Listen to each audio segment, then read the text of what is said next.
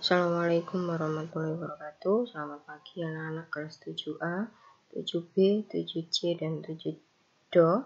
Kita lanjutkan materi pembahasan kita, yaitu besaran dan sistem satuan. Ada baiknya sebelum kita mulai pembelajaran hari ini, kita mulai dengan berdoa agar apa yang kita pelajari hari ini bermanfaat untuk kita semua. Berdoa dimulai. Bisa diakhiri. Nah, anak-anak, pada pertemuan yang lalu itu sudah saya jelaskan beberapa aturan tentang besaran dan sistem satuan. Nah, saat ini kita akan lanjutkan untuk lebih memahaminya agar kalian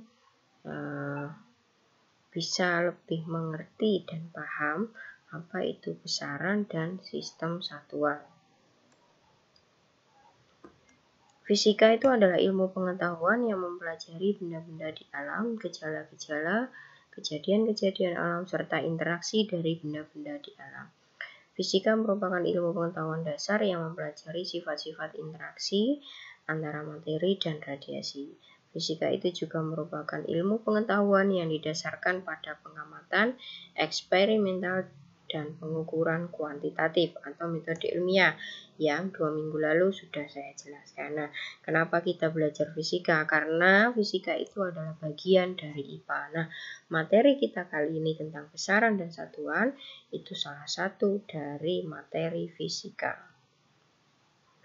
Fisika itu dibedakan menjadi dua, ada fisika klasik yang dipelajari sebelum tahun 1920 dan fisika kuantum setelah tahun 1920. Nah, kita langsung menuju ke besaran dan satuan.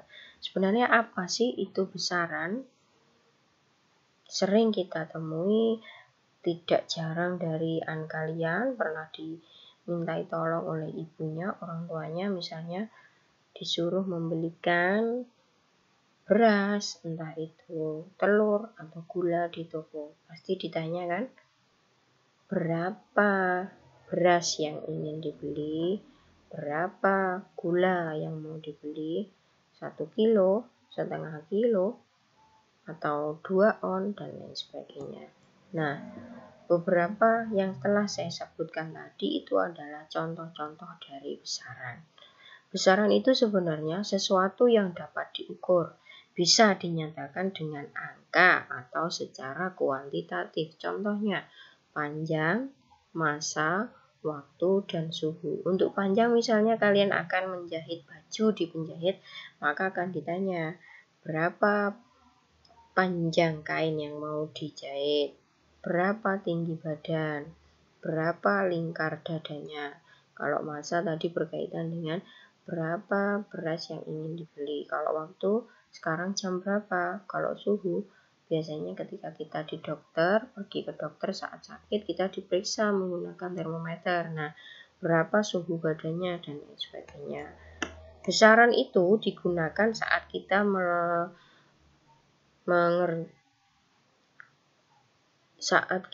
melakukan pengukuran.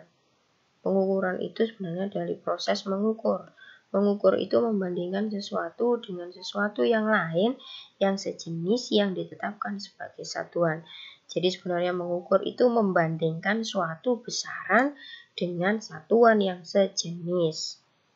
Ya, besaran fisika baru terdefinisi jika ada nilainya atau besarnya dan ada satuannya. Misal, tolong Andi ukur panjang meja yang ada di depanmu. Nah, maka Andi membandingkan panjang meja itu dengan alat ukur yang dia pakai. Bisa pakai mistar, bisa pakai jengkal. Nah, ketika diukur pakai jengkal, ternyata panjang meja di depan Andi itu sama dengan 10 jengkal misal. Maka panjang meja itu bisa dikatakan besaran karena dia sudah punya nilai. Berapa nilainya? 10. Satuannya apa? Jengkal. Nah, itu ya. Begitu cara mengukur. Nah, untuk contoh yang lain, misal panjang jalan 10 km. Panjang jalan itu besaran, 10 itu nilai, dan kilometer itu satuan. Nah, untuk mempraktekannya, coba nanti di rumah bisa diukur berapa panjang rumah yang kalian tempati. Ya, sekalian nanti diukur lebarnya dan luasnya. Ya, tugas ini nanti dikumpulkan setelah pembelajaran ini berakhir. Sekarang satuan.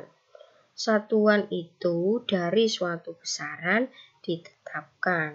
Ukurannya itu maksudnya adalah satuan. Contohnya, meter, kilometer itu satuan panjang.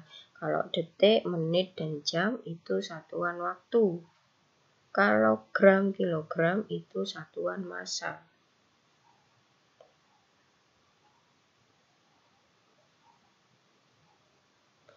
Sistem satuan itu ada dua macam, yaitu satuan metrik dan satuan non-metrik.